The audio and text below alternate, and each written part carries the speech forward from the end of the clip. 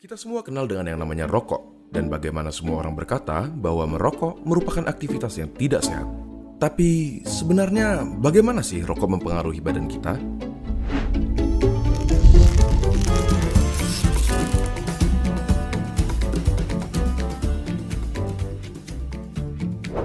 Coba kita mulai dengan komponen-komponennya. Pertama, nikotin. Suatu zat yang bisa bikin kita kecanduan, si alasan utama kenapa semua orang tidak bisa berhenti merokok.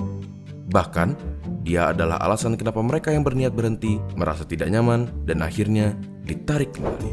Selain nikotin, ada sekitar 7.000 bahan kimia lainnya yang terlibat dalam proses membakar satu batang rokok, di mana diantaranya ada beberapa yang akan menjadi aktif dan dapat merusak badan kita. Terlebih lagi, terdapat lebih dari 60 bahan kimia diantaranya yang diketahui dapat menyebabkan kanker.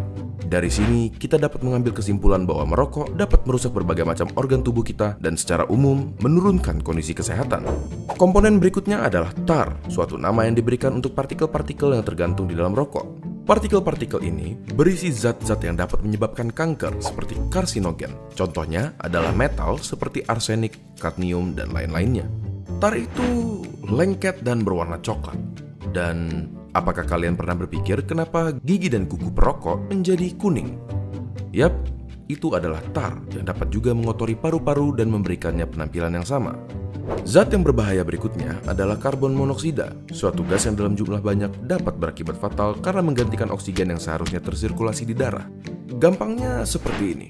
Di darah terdapat sel darah merah, dan di sel darah merah terdapat hemoglobin. Pada mereka yang tidak merokok, oksigen mengikat ke hemoglobin dan diantar ke seluruh tubuh. Tetapi, karbon monoksida dapat mengikatkan dirinya ke hemoglobin lebih mudah dari oksigen, dan akhirnya menggantikan oksigen. Kalian mungkin berpikir, ya sudahlah, apa masalahnya oksigen diganti karbon monoksida? Sangat bermasalah. Karbon monoksida membuat darah semakin kental, dan pada aktivitas seperti berlari yang membutuhkan banyak suplai oksigen, organ-organ penting seperti jantung, otak, dan lain-lain jadi kebagian sedikit sekali oksigen dan dapat berakibat fatal. Pernah nggak kamu penasaran gimana caranya suatu minuman yang kita sebut alkohol dapat mempengaruhi badan kita? Gimana caranya? Cuma dengan mengkonsumsinya lewat mulut yang harusnya tujuannya ke lambung, malah bikin kita pusing dan bahkan sampai mabuk.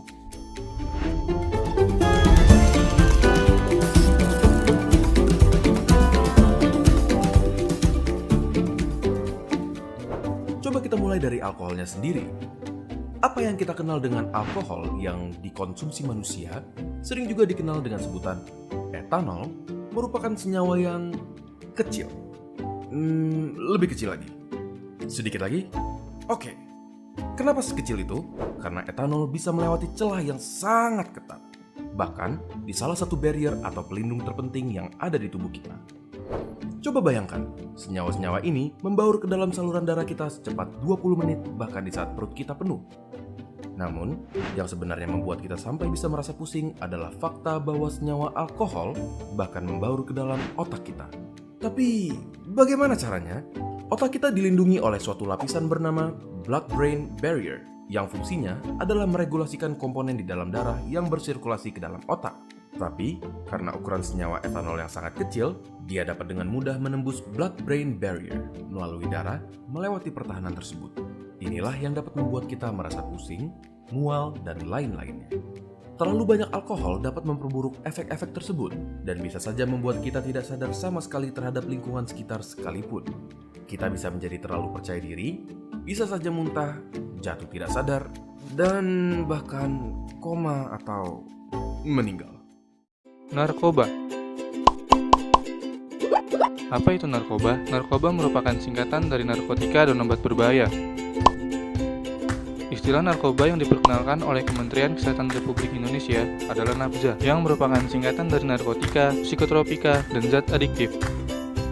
Tahukah kamu, narkoba dapat berdampak buruk bagi kesehatan, pendidikan, ekonomi, dan lingkungan sosial. Hal yang dapat kita lakukan untuk menghindari narkoba adalah berhati-hati dalam bergaul. Jangan melawan nasihat orang tua. Rajin beribadah. Miliki hobi yang positif. Dan jangan mencoba. Ayo, sebagai generasi muda Indonesia, jauhilah narkoba dan kejarlah cita-cita, agar kelak kita dapat mengubah Indonesia menjadi negara yang hebat tanpa narkoba. Dipersembahkan oleh